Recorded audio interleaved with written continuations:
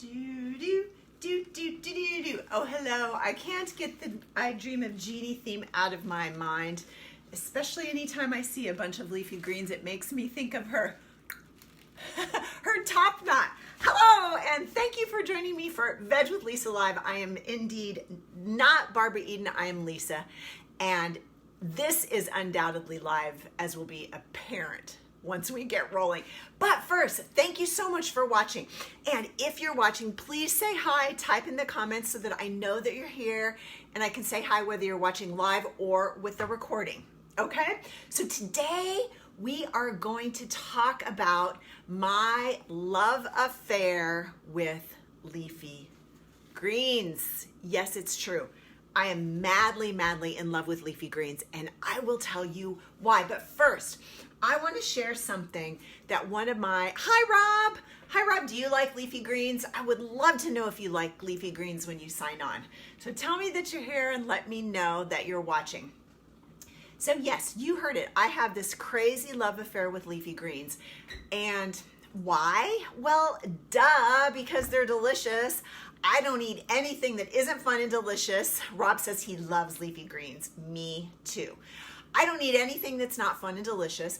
And I also love leafy greens. Hi, Deborah. Good to see you. I also love leafy greens for all of their amazing health benefits, which we will get to. But first, I want to read a testimonial, a really nice comment that one of my favorite viewers, Vera, thank you, Vera, wrote in. She said, "Dear Veg with Lisa, just thought I'd let you know I had my annual physical on Monday and all of my numbers were fabulous, better than a year ago. My cholesterol was down and I credit it to more plant-based eating. Thank you for all your inspiration." Vera, thank you. Thank you for your inspiration, each and every one of you, and thank you for tuning in. And notice, I want to point out that Vera did not say thanks to a vegan diet. She said thanks to more plants. More plants. So that is all I want to do here is I want to show you the fun that we can have with plants today, especially woohoo leafy greens. Okay, so how? In today's episode, I'm going to show you how to buy. Hi, Mary Ann. Oh, you love. Mary Ann writes in and says she loves leafy greens and her next dog will be named Leafy Green. I love it. That's so fun. Okay, let's dive in, shall we? I want to show you how to buy leafy greens. I want to show you a few different kinds of leafy greens, and then I want to show you a delicious, easy way to prepare them. So this is not a recipe. This is simply a method. So for those of you who say, hi, Emily. So those of you who say you can't cook, remember I call BS. This is simply a method. You can prepare food. If you don't like to cook, that's a whole different story, and I got no problem with that. But don't be yapping to me that you can't cook, because I'm going to show you how easy it is to do. Okay, so first of all, I am so excited. I hope that some of these are new greens for you. On the stove, before I dive in, I want to show you what I've got going over here. I've got a big, heavy cast iron skillet with some red pepper strips going, because one, why do I eat red peppers? Because they're delicious and they're fun. And two, because they're so healthy. One red bell pepper has more vitamin C, say it with me, than an orange, right? So I love to throw red peppers in everything. I also like to put garlic in when I cook greens. Now, Emily, I think you can go biggie wiggy with the garlic when you're doing greens. A lot of leafy greens have bitter flavor to them, and the garlic is really, really nice with that. I want to show you another little addition. I like to do, this is optional. I mean, it's all optional. You can do, as Rob says, you can do whatever you want. I like to put chopped fresh ginger in my sauteed leafy greens. By the way, I'm sauteing them. I guess I forgot. In my excitement, I forgot to mention that I'm sauteing them. So I've got in my big heavy cast iron skillet with some olive oil. I usually saute with olive oil or avocado oil, heart healthy oils. I've got some red pepper strips. I've got some chopped garlic, biggie wiggy if you want, and I've got some chopped fresh ginger. Okay, now what about these greens? First of all, let me show you this. Aren't these absolutely beautiful? What is not to love about these luscious babies? Do you know what kind of leafy greens these are, anyone? Yep, this is rainbow chard. Now, why do I have it stuck in this vase like this? Because greens are a plant, right? Plants. Why do we want to eat plants, by the way? Because plants contain fiber. There is no fiber in the animal kingdom. Why do we need fiber?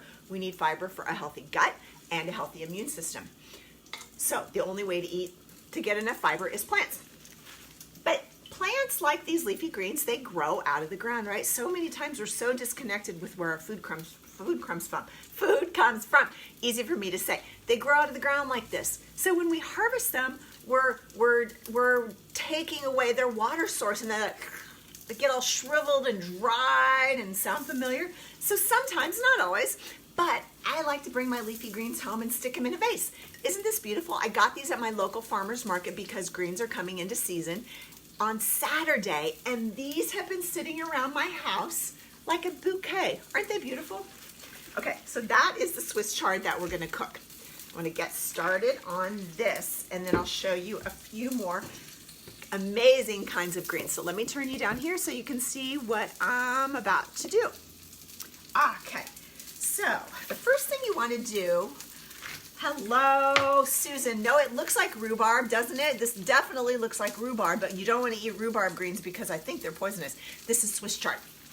Okay, rainbow chard specifically. So I like to chop these tough ends of the stem off. And remember, don't throw it out, throw it in. I would save those for my compost pile.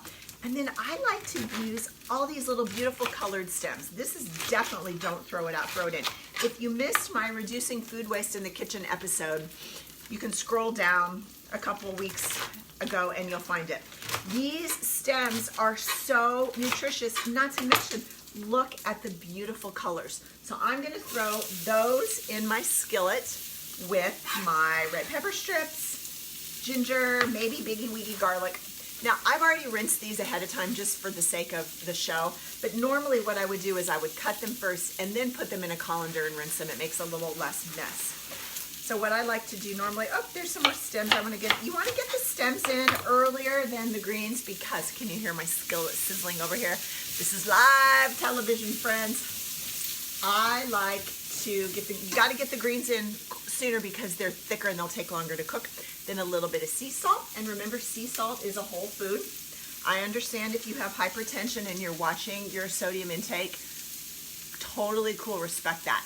But guess how much sodium is in a Big Mac and fries? Nearly 1,000 milligrams. So cut your sodium out of that fast food, junk food, and keep it to enhance the food that you prepare at home. Okay, so stems in the skillet. Don't throw it out, throw them in. And then I take my greens and I roll them up like this, like a big workshop fat cigar. And then you can just slice them into these beautiful greens ribbons. Yeah? That is so cool. And look, you've got all of these beautiful ribbons that you could tie your hair up with if you wanted to. Give them an extra little chop. Okay. So then I will just toss my green ribbons into the skillet with the stems. And then, again, maybe just another little pinch of sea salt. Greens can handle a lot of salt. I'm gonna turn that down a little bit. It's drowning me out. As I mentioned, Swiss chard is not one of them, but a lot of greens have a little bit of a bitter taste to them, and so a little bit of salt is nice to bring out the natural sweetness. Swiss chard has an earthy taste to it as well. So why else do we want to eat Swiss chard besides the fact that it is delicious, right? It's extremely good for us. So here is, I want to tell you specifically some of the benefits of eating Swiss chard. So where'd I go? I have to cheat and look. I can't remember all of these nutritional values. So Swiss chard is rich in vitamins and minerals. It has potassium, manganese, and vitamin C, and vitamin K. So it also contains a unique flavor compound called syringic, something like that, like a syringic acid. That's it. I didn't practice enough. Thank you, Susan. You like my glasses. It's a compound that may be beneficial in lowering blood sugar. So it doesn't matter if we can pronounce it or not. If you eat Swiss chard, there's a compound in there that might be helpful to lowering your blood sugar. Most of us need to lower our blood sugar, right? I mean, most of us don't need to raise our blood sugar, that's for sure. So, also, 1 cup of cooked Swiss chard, which by the way is 2 servings. How many servings of vegetables do we need to eat each day? The USDA, which is a pretty conservative body of work, Ellie is in the house. The USDA recommends that we eat between 8 to 13 servings of vegetables each and every day. Well, that may sound like a lot, but 1 cup of cooked vegetables, like cooked greens, equals 2 servings. So that's not that much. 1 cup of raw vegetables equals 1 serving. So you get it, right? We don't really have to eat that much to get all the veggies that we're supposed to get all the vitamins and minerals and all the fiber, all the good stuff that's good for our gut, good for our immune system, good for our blood sugar, good for our hearts. One solution, many problems, right? Okay, so 1 cup of cooked Swiss chard has a mere 35 calories. It has 3.3 grams of protein. Don't ask me where, well, you can ask me where I get my protein. Right here in my Swiss chard cigar. Hello, Angie, good to see you back. Oh my gosh, Angie and I went to high school together and I haven't seen her in person for years, but here she is on Veg with Lisa Live. 3 grams of protein in 1 cup of cooked Swiss chard. And 7 carbs. I know some of you are counting carbs, super low in carbs. Almost 4 grams of fiber. We need between 25 and 40 grams of fiber each and every day. So 1 cup of Swiss chard, you're already getting 4 grams. You're well on your way. But get this, 1 cup of cooked Swiss chard has 214%. Kevin, better late than never to veg. 1 cup of cooked Swiss chard has more than 200% of the daily recommended allowance for vitamin A. More than 700% of the recommended daily allowance for vitamin K, which is really important for blood clotting, and more than 50% of the recommended daily allowance of vitamin C, all in 1 little itty bitty cup of Swiss chard. So get to eating some chard, people. Okay, let me show you what this looks like as it's starting to cook down. Yep, so I've got my stems in there. Look at how colorful the stems look in there. My red pepper, my garlic, ginger, optional. Yep. Okay, whew, things are really cooking over here. Now, while that continues to cook, I want to show you a couple of the other different kinds of greens that I brought home from the farmer's market. I wonder who knows what these beauties are. Yeah, Vera, are you watching? Do you know what these are? These are collard greens. Why would we want to eat collard greens? Well, duh, because they're delicious and also because they're really, really good for you. Collard greens are a good source of, guess what, calcium. Yes, get this, you're going to love this. 1 cup of cooked collard greens has more than 250 milligrams of calcium. Guess how much 1 cup of milk has? 300. We can get nearly just as much calcium eating 1 cup of cooked collard greens as we can drinking 1 cup of milk without all of the natural sugar and the saturated fat and the hormones and all the other reasons why I don't really recommend dairy. Okay, 1 cup of cooked collard greens also has 8 grams of fiber. Okay, 25 to 40 grams of fiber per day, 1 cup of cooked collard, 8 grams of fiber. We're well on our way. They're also a really fantastic source of vitamin K. And what else? Vitamin A, folate. Mostly these greens will have similar nutritional profiles. Yeah, collard greens. Okay, what about this? Look at these beauties. These are red mustard greens. And these are green mustard greens. Yeah, so mustard comes in all kinds of colors. Eat the rainbow. Let me get this out of the way. So if you don't really want to mess with all that, guess what? You can go to the supermarket. Spinach, it's also a leafy green. You can buy these tubs of spinach ready to go. So for those of you who don't like to cook, totally cool. buy it ready to roll. You can buy tubs of kale. You can buy bags of kale. If you shop at Costco, they've got huge bags of like these power green mixed things, whatever. Okay, so this is really looking good. Let me bring this over here. Ah, I wish you could smell it. It smells so delicious. Now, what I normally do to finish off my greens, I like to use a little bit of acid. So that could come in the form of lemon, just to kind of perk up the flavors. Or I'm going to use balsamic vinegar today. Just a teeny little splash of balsamic vinegar. You don't want too much. And you can use regular black pepper, but I like to use a little pinch of crushed red pepper flakes. Now, my friend Emily is going to want to go biggie wiggy on the crushed red pepper flakes.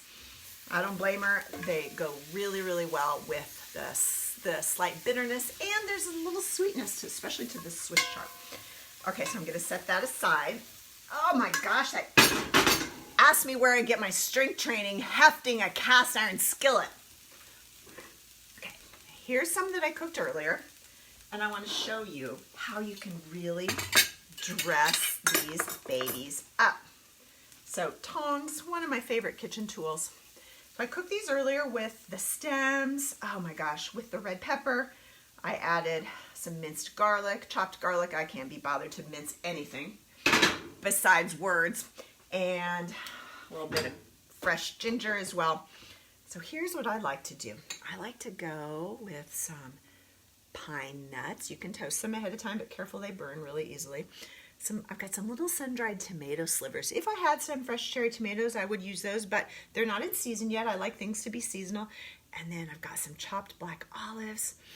I'm gonna just put here on the side. Oh my gosh, think the flavors of the Mediterranean, where a lot of leafy greens go. Yep, a little biggie wiggy with the crushed red chili flakes, and just a teeny little bit of balsamic on that. Look at that. Isn't that beautiful? This is my lunch. Thank you for joining me for Veg with Lisa Live. By the way, who needs to do a little spring cleaning? Yeah, in your house, don't call me. Need to do a little spring cleaning in your body and in your diet? I've got just the thing for you. I'm running a spring cleanse starting on Monday. If you need to spring clean, shoot me a message. By the way, all of this is the type of food we'll be enjoying on the cleanse. Now, let's get to eating some sauteed leafy greens for lunch. Thank you for joining me for Veg with Lisa Live. Send me a message if you want to spring clean. Peace out.